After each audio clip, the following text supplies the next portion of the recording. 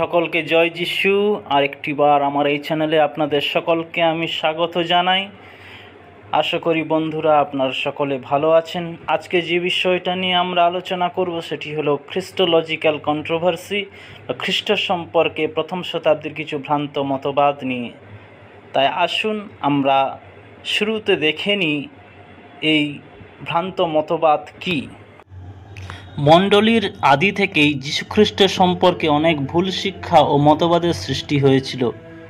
বিশেষ করে মণ্ডলী যখন প্রসারিত হয়েছিল, পরজাতীয়দের মধ্যে যখন সুসমাচার প্রচারিত হয়, তখন পরজাতীয়রা তারা তাদের দর্শন শিক্ষা অনুসারে বিশ্বাসীদের শিক্ষা দিতে শুরু করে। আর যে কারণের জন্য আদি মণ্ডলীকে অনেক দুর্ভোগের সম্মুখীন হতে হয়েছিল। মিথ্যা শিক্ষার বিরুদ্ধে প্রেরিতেরা তাদের লেখা চিঠির মাধ্যমে সেই সকল ভ্রান্ত শিক্ষা থেকে বিশ্বাসীদের সাবধান হওয়ার জন্য সতর্ক করেছেন। সাধু পৌল গালাতীয় মণ্ডলীর বিশ্বাসীদেরকে খাঁটি সুসমাচার ধরে রাখার জন্য অনুরোধ করেছেন।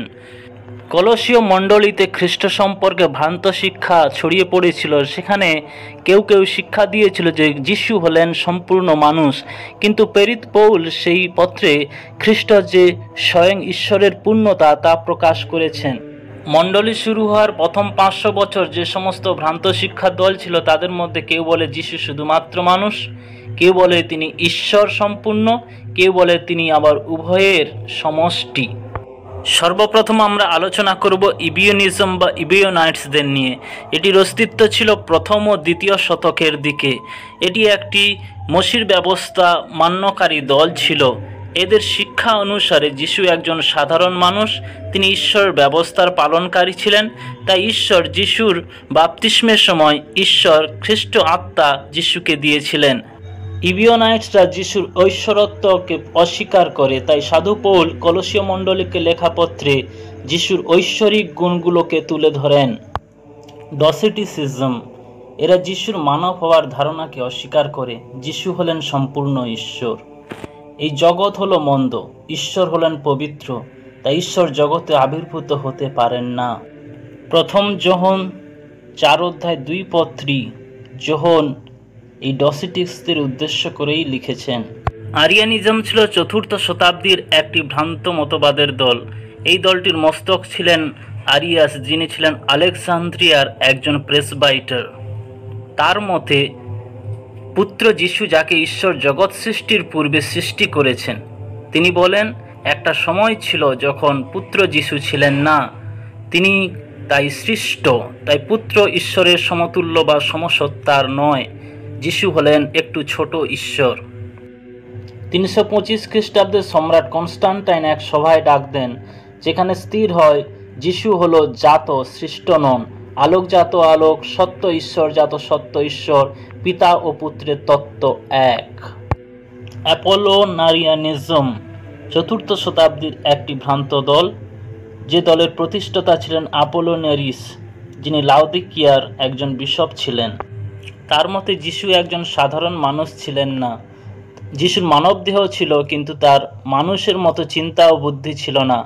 ঈশ্বর তার আত্মা জ্ঞান মানব যিশুর দেহে প্রবেশ করিয়েছেন। তিনি আরও বলেন, এক দেহের মধ্যে ঐশ্বরিক প্রকৃতি ও পাপময় প্রকৃতি একসঙ্গে থাকতে পারে না।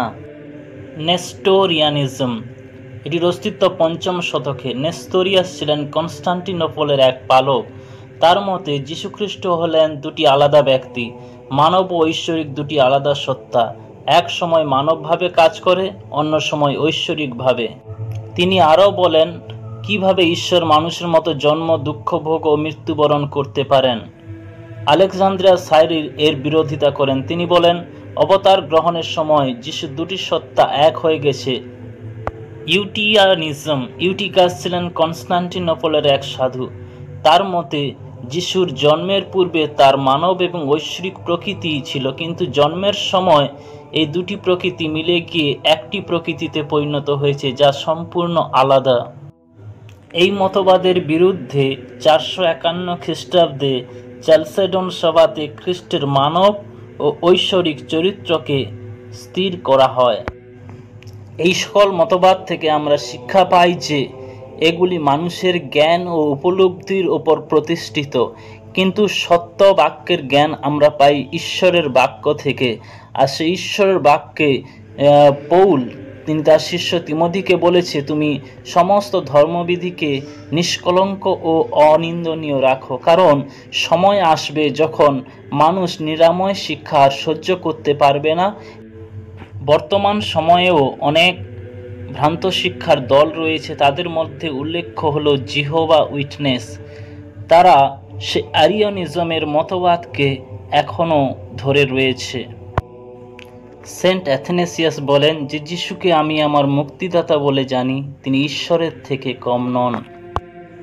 তিনি আরও বলেছেন, যিশু আমাদের মতো হলেন যেন আমাদের তার মতো করতে পারেন। তাই এ কথা বলা যুক্তিযুক্ত। তিনি যেমন ছিলেন তেমনই থাকলেন, তিনি হলেন যা তিনি ছিলেন না। যিশু তার ঈশ্বরত্বকে ত্যাগ করেননি যখন তিনি মনুষ্য রূপ নিলেন, কিন্তু তিনি মনুষ্য প্রকৃতি গ্রহণ করলেন যা পূর্বে তার মধ্যে ছিল না। ভিডিওটি শেষ পর্যন্ত দেখার জন্য ধন্যবাদ। ভিডিওটি ভালো লাগলে অবশ্যই একটি লাইক, শেয়ার এবং কমেন্টস করবেন। আরও পরবর্তী ভিডিওগুলি পাওয়ার জন্য আমার এই চ্যানেলটি সাবস্ক্রাইব করুন। ঈশ্বর আপনাদের প্রত্যেককে আশীর্বাদ করুন। আমিন।